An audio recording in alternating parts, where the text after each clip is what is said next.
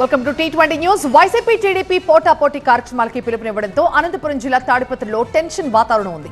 ప్రజాస్వామ్యం పరిరక్షణ పేరుతో వైసీపీ నేత మాజీ ఎమ్మెల్యే కేతిరెడ్డి పెద్దారెడ్డి సామూహిక దీక్షకు పిలుపునిచ్చారు. అటు మొహరం ఇటు నార్పల గుడుగు కుళ్ళాయి స్వామి ఉత్సవాలు ఉండడంతో బందోబస్తు కల్పించలేమని పోలీసులు నోటీసు ఇచ్చారు. దీంతో తాడిపత్రిలో తన ఇంటి ముందే రోడ్డుపైనే కూర్చుని మాజీ ఎమ్మెల్యే కేతిరెడ్డి పెద్దారెడ్డి ధర్నా చేశారు. అనంతపురం జిల్లా తాడిపత్రి వెళ్లేందుకు వైసీపీ జిల్లా అధ్యక్షుడు అనంత వెంకట్రామరెడ్డి సిద్ధమయ్యారు. వైసీపీ జిల్లా పార్టీ ఆఫీసులో అనంత వెంకట్రామరెడ్డిని కలిసిన పోలీసులు తాడిపత్రి వెళ్లొద్దని సూచించారు. పోలీసులు ఎన్ని ఆంక్షలు పెట్టినా తాడిపత్రికి వెళతామని అనంత వెంకట్రామరెడ్డి చెప్పారు. జిల్లా పార్టీ ఆఫీసుకు చేరుకుంటున్న వైసీపీ నాయకులు కార్యకర్తలు అక్కడకు వెళ్లేందుకు రెడీ అయ్యారు. చేవెళ్ల మండలం ఆలూరులో డేటా సెంటర్ సిటీ ఏర్పాటుకు ప్రభుత్వం నిర్ణయం తీసుకుంది. ఆలూరులో 1500 ఎకరాల్లో డేటా సెంటర్ సిటీ ఏర్పాటు చేస్తారు. తెలంగాణను డేటా సెంటర్ హబ్ గా తీర్చిదిద్దడమే లక్ష్యంగా సర్కార్ అడుగులు వేస్తోంది.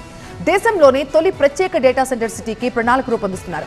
ఏఐ క్వాంటమ్ కంప్యూటింగ్ అవసరాలకి అనుగుణంగా మౌలిక వసతులు కల్పిస్తారు.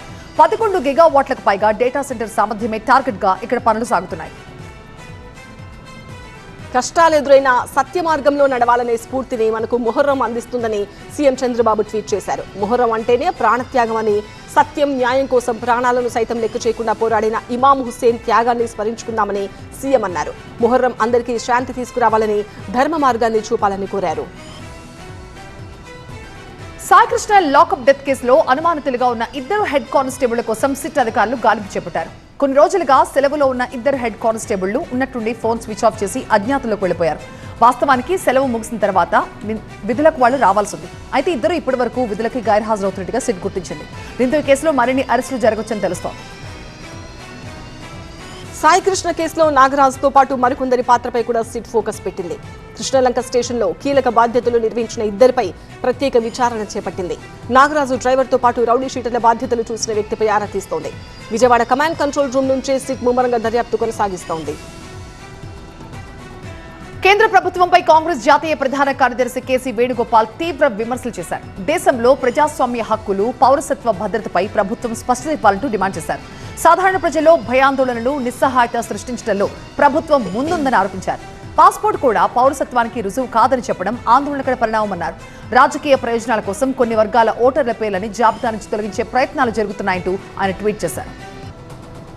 యాంటీ డ్రగ్స్ డే సందర్భంగా ముఖ్యమంత్రి హోదాలో తమిళనాడు సీఎం విజయ్ రన్ చేపట్టారు. చెన్నైలోని సచివాలయం నుంచి మెరీనా బీచ్ వరకు ఈ రన్ సాగింది. ట్రాక్ సూట్ ధరించి విద్యార్థులతో కలిసి సచివాలయం నుంచి మెరీనా బీచ్ వరకు సీఎం 4 కిలోమీటర్ల పాటు రన్ చేశారు. డ్రగ్స్ ఆపాలని సీఎం విజయ్ పిలుపునిచ్చారు. స్వయంగా ఈ విషయాన్ని అక్కడి బోర్డుపై రాశారు. అనంతపురం జిల్లా బూదగవి గ్రామ సమీపంలో ప్రమాదం జరిగింది. వేగంగా వచ్చిన లారీ చెట్టును ఢీకొట్టింది. లారీ బోల్తా పడి క్యాబిన్లో మంటలు చెలరేగాయి. మంటల్లో డ్రైవర్ సజీవ దహనం కాగా క్లీనర్ ప్రాణాలతో బయటపడ్డాడు. లారీ గ్రానైడ్ లోడ్తో బళ్ళారి నుంచి నెల్లూరుకు వెళ్తుండగా ఈ ప్రమాదం జరిగింది. లండన్లో కామారెడ్డి జిల్లా తలమడ్ల వాసి శ్రీనాథ్ రెడ్డి అనుమానాస్పద రీతిలో మృతి చెందాడు. స్నేహితుడి బర్త్డే పార్టీకి వెళ్లి రాత్రి అక్కడే పడుకున్న శ్రీనాథ్ తెల్లారేసరికి చనిపోయాడు. ఎంఎస్ చదవడానికి గత ఏడాది లండన్ వెళ్లిన శ్రీనాథ్ మృతితో తలమడ్ల గ్రామంలో విషాద ఛాయలు అలుముకున్నాయి. పక్కా ప్లాన్తోనే రాధా గాయత్రిని శ్రీచరణ్ చంపాడని తండ్రి సుధాకర్ చెప్పాడు. కేసు నుంచి ఎలా తప్పించుకోవాలని శ్రీచరణ్ 20 మందికి ఫోన్ చేశాడని తెలిపాడు. చాలా మంది సలహాలు తీసుకున్నాకే పారిపోయాడు అని చెప్తున్నారు. ఈ కేసులో పరారీలో ఉన్న రాధా గాయత్రి భర్త శ్రీచరణ్ కోసం పోలీసులు గాలిస్తున్నారు. ఎఫ్ఎస్ఎల్ రిపోర్ట్ వచ్చాకే గాయత్రి మృతికి కారణాలు తెలుస్తాయని పోలీసులు చెప్పారు. పోలవరం జిల్లా గుండాల ఇసుక స్టాక్ పాయింట్లో అవకతవకలు జరిగాయని అధికారులు గుర్తించారు. 5,000 టన్నులకు పైగా ఇసుక మాయమైందని తనిఖీల్లో బయటపడింది. 50 లక్షలకు పైగా ఏజెన్సీ నిర్వాహకులకి పెనాల్టీ విధించే అవకాశం ఉంది. పోలీస్, రెవెన్యూ, గనుల శాఖ అధికారులు సంయుక్తంగా సోదాలు చేసి ఇసుకను అక్రమంగా రవాణా చేసినట్లుగా గుర్తించారు. నిర్మల్ జిల్లా ముథోల్ మండలం ఎడ్బిడ్ తాండాలో పోలీసులు ముమ్మరంగా సోదాలు చేశారు. భైంసా ఏఎస్పీ సాయి కుమార్, ముథోల్ సిఐ రవీందర్ నాయక్ ఆధ్వర్యంలో తనిఖీలు చేసి ఎలాంటి అనుమతి పత్రాలు లేని 73 బైక్లు, ఒక ఆటో సీజ్ చేశారు. గ్రామాలలో యువత మత్తు పదార్థాలకు దూరంగా ఉండాలని, సైబర్ నేరాల పట్ల అప్రమత్తంగా ఉండాలని సూచించారు. మేడ్చల్ జిల్లా కీసర సుభాష్ నగర్ లో పల్సర్ బైక్ దొంగతనం జరిగింది. ఇంటి ముందు పార్క్ చేసిన బైక్ ని 4 దొంగలు ఎత్తుకెళ్లారు. ఇంజనీరింగ్ విద్యార్థి అహ్మద్ ఎప్పట్లాగానే తన అద్దె ఇంటి ముందు పల్సర్ బైక్ ని పార్క్ చేశాడు. సీసీ ఫుటేజ్ లో దొంగతనం దృశ్యాలు నమోదయ్యాయి. ఢిల్లీలోని సంగం విహార్ ప్రాంతంలో భార్య కవితను భర్త శుభం తుపాకీతో కాల్చి చంపాడు. ఘటన తర్వాత నిందితుడు అక్కడి నుంచి పరారయ్యాడు. సమాచారం అందుకున్న థిగ్జీ పోలీసులు ఘటనా స్థలానికి చేరుకుని మృతదేహాన్ని పోస్టుమార్టం కోసం ఆసుపత్రికి తరలించారు. నిందితుడి కోసం గాలిస్తున్నారు. కుటుంబ కలహాలే హత్యకు దారితీశాయని పోలీసులు చెబుతున్నారు. నంద్యాల జిల్లా బనగానపల్లి మండలం ఎనకండ్ల గ్రామంలో జయజ్యోతి సిమెంట్ ఫ్యాక్టరీ ఆవరణలో వెలిసిన శ్రీ సీతారామస్వామి వారి పుష్కర వార్షిక బ్రహ్మోత్సవాలు వైభవంగా జరుగుతున్నాయి. మహిళలు, చిన్నారులు, కోలాటాలు, నృత్యాలు, భజనలు అందరినీ ఆకట్టుకున్నాయి. ఎదుర్కోలు ఉత్సవంలో మై హోమ్ గ్రూప్ అధినేత జూపల్లి రామేశ్వరరావు దంపతులు పాల్గొన్నారు. శ్రీరాముడి ఆశీస్సులు ఉన్నంత వరకు వర్షాలకి ఢోకా ఉండదని వేద పండితులు అహోబిల స్వామి అన్నారు. సూపర్ ఎల్నినో ఎఫెక్ట్ ఏపీ, తెలంగాణలో కనిపిస్తోంది. వర్షాకాలం ప్రారంభమై నెల రోజులు గడుస్తున్నప్పటికీ తెలుగు రాష్ట్రాల్లో ఇంకా వాన జాడలేదు. ఇప్పటికే ఆరుద్ర కార్తె మొదలైంది, కానీ కనీసం తొలకరి కూడా పలకరించలేదు. ప్రధాన ప్రాజెక్టుల్లో నీటి నిల్వలు అడుగంటే డెడ్ స్టోరేజ్ కు చేరుతున్నాయి. ఎగువ రాష్ట్రాలు మహారాష్ట్ర, కర్ణాటకలో భారీ వర్షాలు కురిసి అటు గోదావరి, ఇటు కృష్ణమ్మకు వరద మొదలైతే గానీ తెలంగాణ, ఏపీలో ప్రధాన ప్రాజెక్టులు జలకళ సంతరించుకునే అవకాశం లేదు.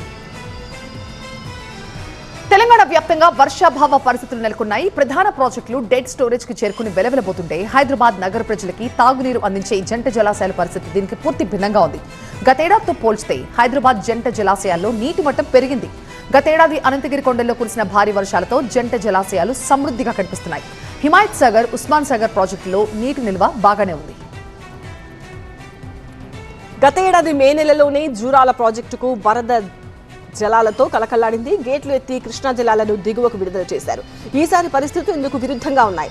జూన్ నెల ముగుస్తున్నప్పటికీ జూరాలకు ఆశించిన స్థాయిలో వరద జలాలు చేరడం లేదు. పాలమూరుకు జలప్రదాయంగా పేరొందిన జూరాల దగ్గర కృష్ణమ్మ వెలవెలబోతోంది. ప్రస్తుతం జూరాల ప్రాజెక్టులో 6 టీఎంసీల నీళ్లు మాత్రమే ఉన్నాయి. జలాశయం పూర్తి స్థాయి సామర్థ్యం 9 టీఎంసీలు. హైదరాబాద్ నగర ప్రజల దాహార్తిని తీర్చే సింగూరు ప్రాజెక్టుపై నిర్లక్ష్యపు నీడలు కమ్ముకున్నాయి.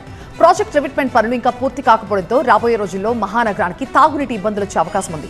సింగూరు ప్రాజెక్టులో ఉన్న నీటిని దిగువకు విడుదల చేసి ప్రాజెక్టులో కేవలం 5 టీఎంసీల తాగునీటిని అవసరాల కోసం నిల్వ ఉంచారు. రివిట్మెంట్ పనులు చేయడంతో సింగూరు ప్రాజెక్టులో నీటి నిల్వలు డెడ్ స్టోరేజ్కి చేరాయి. కరీంనగర్ జిల్లాలో lower Maneru dam, mid Maneru డ్యాంలలో నీటి మట్టం కనిష్ట స్థాయికి చేరుకుంది. మరో 10 రోజుల్లో భారీ వర్షాలు కురవకపోతే ఈ 2 ప్రాజెక్టులు డెడ్ స్టోరేజ్ కు చేరుకునే అవకాశాలున్నాయి. ఇప్పటికే తాగునీటి సమస్య మొదలవడంతో కరీంనగర్లో వారానికి 2 లేదా 3 సార్లు మాత్రమే నల్లా నీళ్లు వస్తున్నాయి. డ్యాం పరిసర ప్రాంతాలలో భూగర్భ జలాలు కూడా వేగంగా అడుగంటిపోతున్నాయి. ఉమ్మడి నిజామాబాద్ జిల్లాలో ప్రాజెక్టుల నీటి మట్టాలు రైతుల్ని కలవరపెడుతున్నాయి. ఒకవైపు వర్షాభావ పరిస్థితి, మరొకవైపు ప్రాజెక్టులు డెడ్ స్టోరేజ్ కి చేరడంతో సాగుపై సందిగ్ధం నెలకొంది. గతేడాది ఇదే సమయానికి భారీ వరదలతో కళకళ్లాడిన శ్రీరామ్ సాగర్, నిజాం సాగర్ ప్రాజెక్టులు ఇప్పుడు వరద ప్రవాహం లేక వెలవెలబోతున్నాయి. ఖరీఫ్ పనులకు సిద్ధమవుతున్న ఆయకట్టు రైతుల్లో ఆందోళన కనిపిస్తోంది. తెలంగాణలో రానున్న వారం రోజుల పాటు విస్తారంగా వర్షాలు కురిసే అవకాశం ఉందని హైదరాబాద్ వాతావరణ కేంద్రం తెలిపింది. ఉపరితల ఆవర్తనం, ద్రోణి ప్రభావంతో రాష్ట్ర వ్యాప్తంగా ఉరుములు మెరుపులతో కూడిన వర్షాలు పడతాయని హెచ్చరించింది. కొన్ని ప్రాంతాల్లో గంటకు 30 నుంచి 50 కిలోమీటర్ల వేగంతో ఈదురుగాలులు వీచే వీలుంది. ఆదిలాబాద్, ఆసిఫాబాద్, మంచిర్యాల, నిర్మల్ జిల్లాల్లో భారీ వర్షాలు కురిసే అవకాశం ఉందని చెప్పింది. భోపాల్లోని అశోక్ నగర్ లో జరిగిన డబుల్ డెత్ మిస్టరీపై సిట్ అధికారులు ఆరా తీస్తున్నారు. వాళ్ళది హత్య లేకపోతే ఆత్మహత్య అన్న కోణంలో విచారిస్తున్నారు. ఏదైనా కుట్ర జరిగిందా అన్న కోణంలో సిట్ టీం దర్యాప్తు చేస్తోంది. అశోక్ నగర్ లో యువకుడు జైన్, యువతి సోని కారులో చనిపోయినారు. ఘటనా స్థలం నుంచి పిస్టోల్, గొడ్డలి, సూసైడ్ నోట్ తో పాటుగా పలు కీలక ఆధారాలు కూడా పోలీసులు స్వాధీనం చేసుకున్నారు. దర్శక ధీరుడు రాజమౌళి, ప్రభాస్ కంబోలో వచ్చిన ఇండస్ట్రీ హిట్ బాహుబలి సిరీస్ నుంచి 3వ పార్ట్ కూడా రాబోతోంది. రీసెంట్ గా రిలీజ్ అయిన Baahubali the torch bearer OTT డాక్యుమెంటరీలో సీక్వెల్ కి సంబంధించిన హింట్ ఇచ్చారు. 4 ఎపిసోడ్స్ గా రిలీజ్ అయిన డాక్యుమెంటరీలో చిత్ర యూనిట్ తమ అనుభవాలను, సినిమా షూటింగ్ టైంలో జరిగిన ఆసక్తికర సంఘటనల్ని అభిమానులతో షేర్ చేసుకున్నారు. మలయాళ నటుడు మోహన్ లాల్, మీరా జాస్మిన్ జంటగా నటిస్తున్న అతి మనోహరం సినిమా రిలీజ్ డేట్ లాక్ అయింది. తరుణ్ మూర్తి దర్శకత్వం వహిస్తున్న ఈ కాప్ యాక్షన్ కామెడీ ఎంటర్టైనర్ ను డిసెంబర్ 24న రిలీజ్ చేస్తున్నట్టు మేకర్స్ ప్రకటించారు. చాలా రోజుల తర్వాత ఈ సినిమాలో మోహన్ లాల్ పోలీస్ ఆఫీసర్ రోల్లో నటిస్తున్నారు. ఆషిక్ ఉస్మాన్ నిర్మిస్తున్న ఈ సినిమాకు జేక్స్ బెజోయ్ సంగీతం అందిస్తున్నారు. భారత్, ఐర్లాండ్ మధ్య జరిగే టీ20 సిరీస్ ఇవాల్టి నుంచి ప్రారంభం కానుంది. బెల్ఫాస్ట్ వేదికగా 2 మ్యాచ్లు జరగనున్నాయి. ఇవాళ సాయంత్రం 6 గంటలకు భారత్, ఐర్లాండ్ జట్ల మధ్య తొలి టీ20 ప్రారంభమవుతుంది. అయితే ఈ మ్యాచ్లో 15 ఏళ్ల కుర్రాడు వైభవ్ సూర్యవంశీ టీ20 అరంగేట్రం చేస్తాడా లేదా అనే దానిపైన సందిగ్ధత నెలకొంది. వైభవ్ విషయంలో గౌతమ్ గంభీర్, కెప్టెన్ శ్రేయస్ అయ్యర్ లాంటి వాళ్ళు ఎలాంటి నిర్ణయం తీసుకుంటారో వేచి చూడాలి.